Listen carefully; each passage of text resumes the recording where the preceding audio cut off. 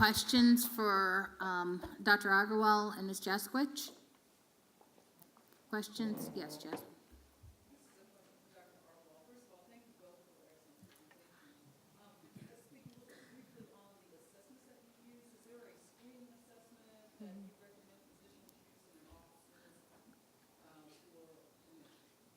Question was, what kinds of screening recommendations does Dr. Agarwal recommend for doctors in their offices? Okay, so this is a good question because, the previous speaker, I'm a neurologist, so we look at things a little bit differently when we talk about what kind of tests we do. We tend to focus more on traditional tests, and actually, Monica, I'd like you to pipe in on this question too, because you're going to get two views from primary care and neurology. The point is we got to do a screening wherever you are.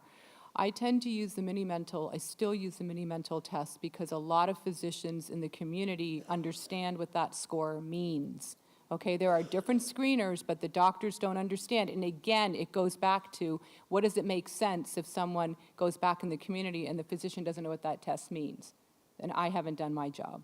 Okay, so the Mini-Mental test, a test out of 30, we hear about it quite a bit. It's what's the date, what's the year. It's a very quick screener. That's the point. It's a screener. It's not diagnostic. But typically a score of around 26, okay, 26 and above is not bad, but already at 26 I'm thinking MCI. I really am. I'm thinking mild cognitive impairment already, and that requires more screening and more testing. The other tests that I tend to do is looking for short-term memory tasks, all right? And there's a test called the logical memory that's part of a larger neuropsychological battery. It's one of my favorite tests where it's a short story given to someone, asks you to remember it, 15 minutes later, what do you remember about the details? The reason why I like that test is because it's a real-life test. This is what goes on with people every day when they have trouble with memory. You get off the phone, someone says to you, what did she say on the phone? You can't give the details, okay? And it's a real deal test, and those are the kinds of tests that mean something to people, and it means something to the physicians, and you can get on with the assessment. I do a quick screening for fluency, for naming, naming objects, give me the right name for it, and at a quick clip. Okay, I don't sit there and wait. Let's go. What does this look like? I show pictures. It's a Boston naming. And then I do a geriatric screener. This is what I'm doing in the cardiocognitive clinic. I do a geriatric depression screener, and I always say it, don't overthink this. This is a yes-no answer. Let's go. How do you feel about your life? Are you sad? These are the questions I want to hear because those are the answers that I'm going to be able to move on. So that's the type of screening that I do. In our research center, we have batteries of tests that we do for our research protocols, okay? And those are based on some of the tests I just mentioned, and those are the tests that we utilize in research. But in the office setting, that's what I'm doing. And then the clinical history first. Tell me what's going on. Tell me what's not working, what's working well. Let's talk about that and get the history first before I do the testing. That's the important point, too. You need to talk to the patient. Okay? And I'm just going to add this in here from a primary care perspective. I talked about the annual wellness earlier. It's a screen that your provider is comfortable with. One of the ones that I do because I work in a clinic where the patient population is non-English speaking. Very simple, very basic. It's a clock drawing test. You draw the face of a clock, you ask the patient to put the numbers on the clock and make it 10 minutes to 10 minutes after 11. If there's anything wrong with the clock, this is really good for people who don't speak English. This is a good screener for me. So you do the clock drawing test, and we call it the mini-cog test, and along with Dr. Agarwal, part of that annual wellness is you do get a depression screen. So whether your provider likes the geriatric depression scale or something called a PHQ-9, it's the screener of choice for them. And if there's any abnormality with a screener, that's not a diagnostic test. It's just an indication that something else needs to be done. So this young lady's husband is a cardiologist. And quite frankly, I get more questions from the subspecialists about how to screen for dementia than I do the primary care doctors. Okay, did you hear what she just said? Did you hear what she just said here in Atlanta? The subspecialists are asking, God bless. They're asking because they see their people and they see what's going on and they don't know what to do. And that's where we have to be receptive. And we got to start talking to our, just what you're doing, just what I'm doing. We got to start talking to the subspecialists because they're the ones that know something's happening. Okay, I'm gonna go up above. Any questions up above, and then I'll come down. I'll kind of zigzag. How many minutes do I have, Miss Mary? I've got 5 minutes, okay. Over here?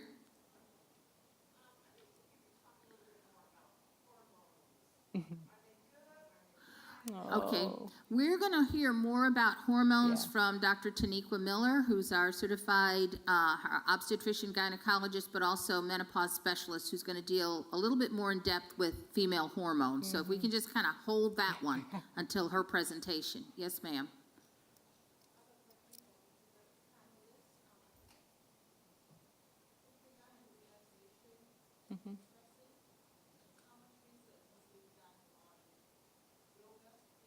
Lots. Yeah, lots.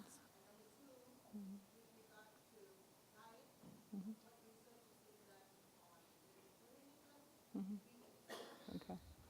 I think if you didn't hear, I'm going to reiterate 2 questions. One was, what kind of research has been done on yoga and meditation, I guess, for stress release? Stress relief, excuse me. And the other about vegetarianism as a diet. Okay, so I'm going to take the yoga and meditation, and there has been increasingly more research being done on yoga and meditation for de-stressing, but for cognitive functioning. So the biggest research that, if you want to look, is you should take a look at the University of Wisconsin-Madison, where they were looking at monks. Okay, they were looking at monks, and they were looking at mindfulness. Again, now here it is. So when you go in the bookstore, when you go and pull a book, you're going to hear mindfulness and wellness. Well, you know what? It's grounded in neuroscience. And that's the good part with the imaging. The imaging has allowed us to see what's happening in a yogi's mind or what's happening in a Buddhist monk's mind when they meditate. So a couple of things I would say, go and research this out to prove to yourself that it matters to do this. We do know, though, with meditation, not only does the body's blood pressure go down, the core temperature goes down, and you really put yourself in a different kind of a trance and a state that your mind, frankly, is quiet. Okay, you've got to quiet your mind. We've got this chatter going on all the time. It is not healthy. The mind needs quiet, and meditation is the best thing. So the research is out there. Yoga. Got to flip over to yoga. So when you talk about meditation in yoga and you've got movement in yoga, there's a reason why the yoga postures not only are slow, but they're sustained. They're sustained, and that is the hardest part about yoga. We want to move, move, move. I told you to move and walk, but when you do yoga, you are training your body and your mind to move and move slowly and hold the posture. And that is the key to yoga.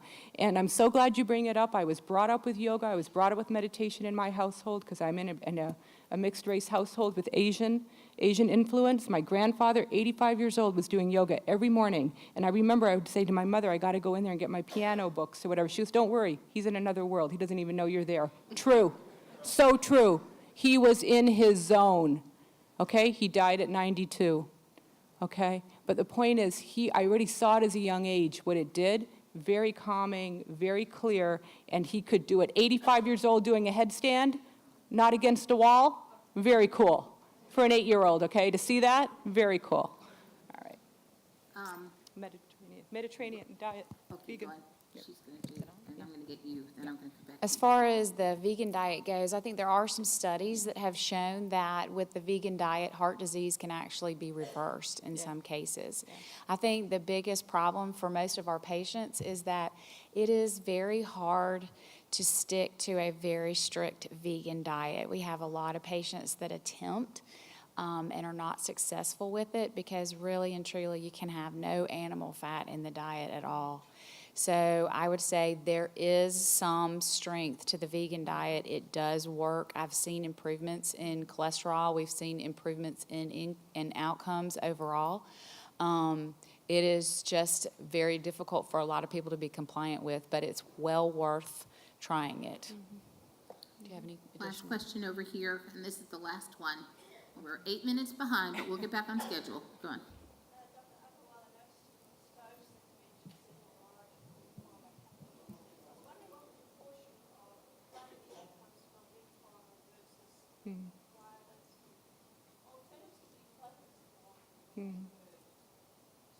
Okay.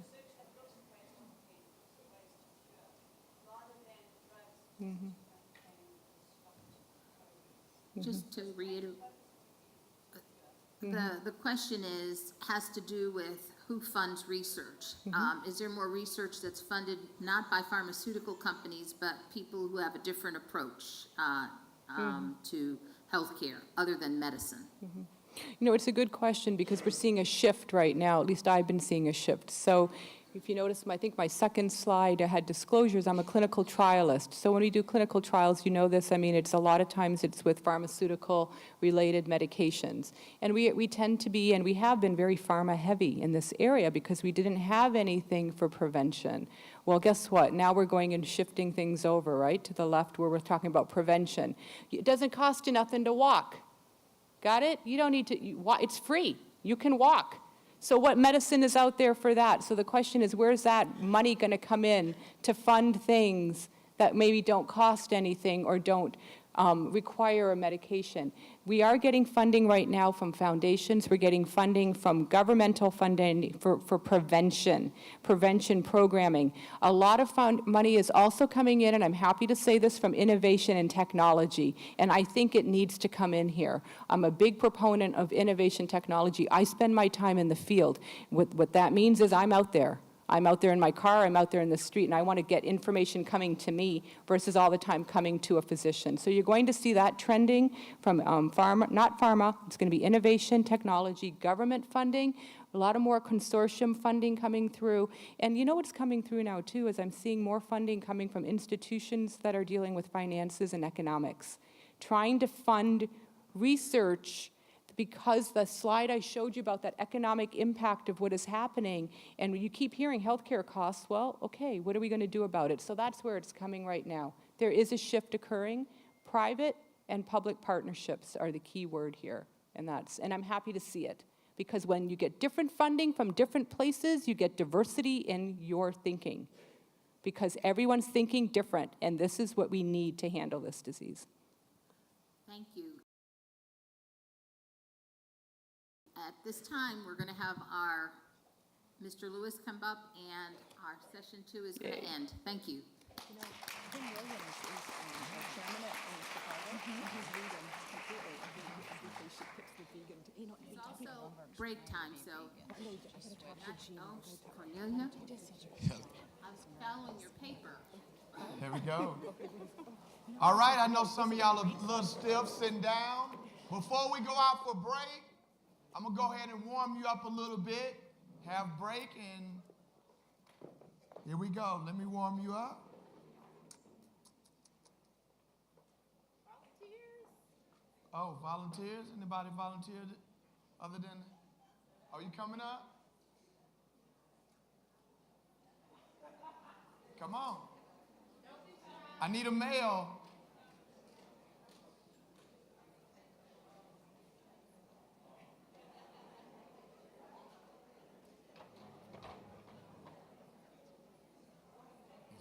Yes. No, you don't need shoes. But we're going to get going. Come on. Yes, come on. We're going to get on this waistline. Here we go.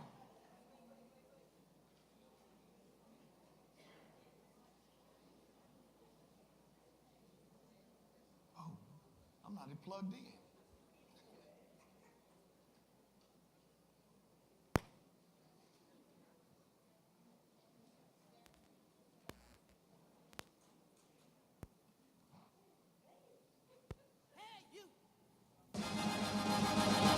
Come out here on the floor.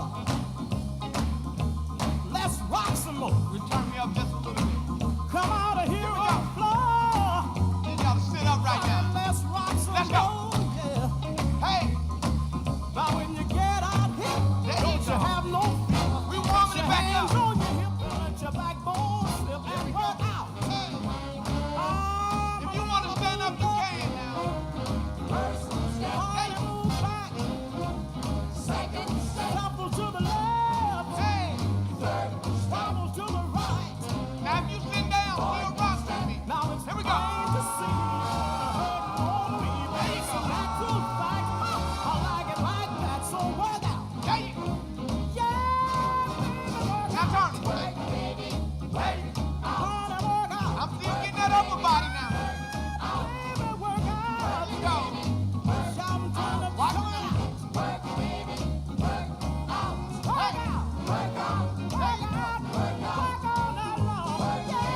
Bring it back. Back up. Bring it back now. Hey, hey. Watch it now. Y'all ready?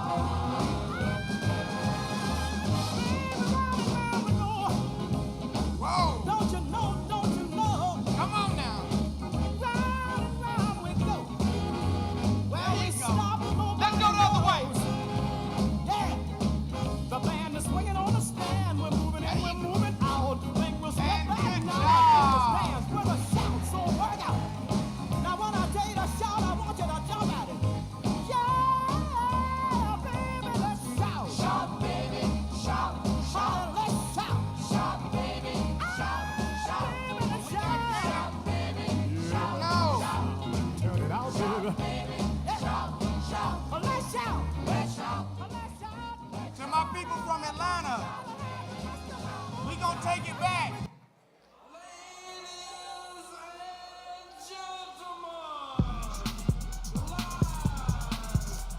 Y'all remember that one?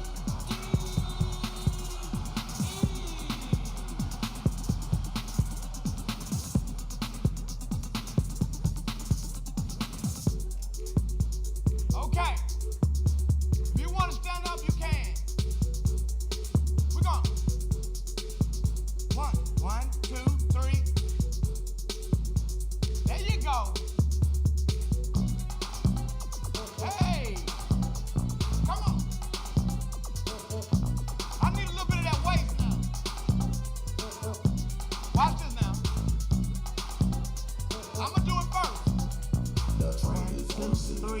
the bass is strong. There you go. Ladies and gentlemen, and ease on. Now we're going to get a little hamstring. Pull. Pull. Pull. Now wait, let's stay right here. Stay right here. Now wide. Now hip. Come on. Oh, oh, oh, oh. Come on. There you go. Oh, oh. Oh, oh, oh, oh, oh, oh. Oh, let's bring it back up. Good job. One more, one more.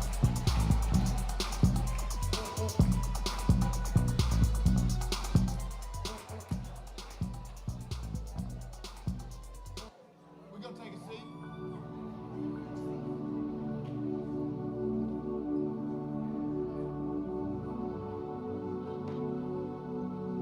Okay.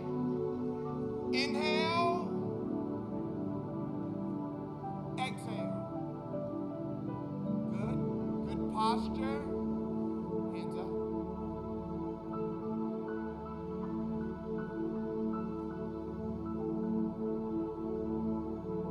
Out.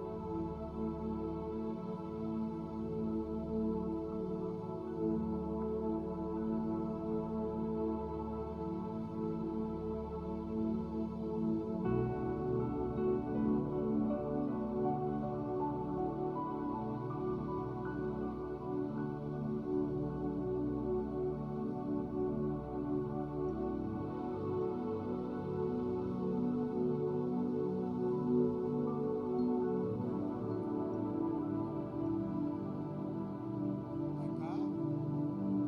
To the right.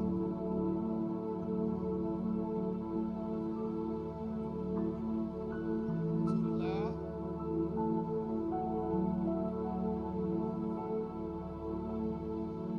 Back to the center. Inhale. Exhale and turn. Switch.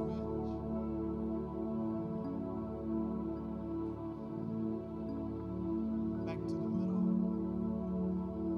You're gonna arch your back like a cat. Back straight. Arch. Back straight. Head. Side to side. Left to right. Up and down.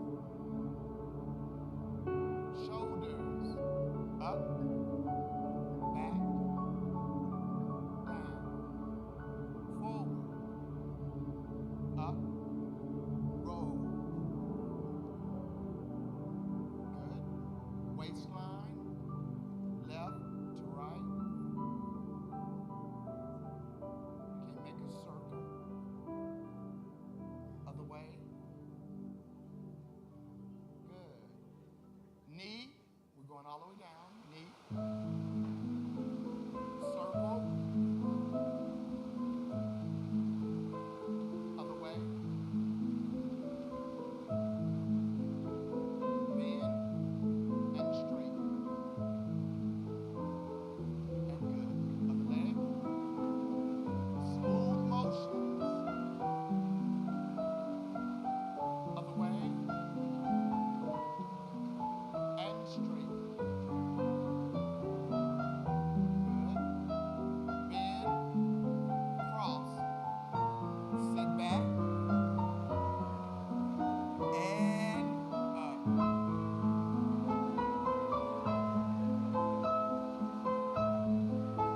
Down. And switch. And up. Good job. Down. Last 3. Out. Everyone, spell your first name.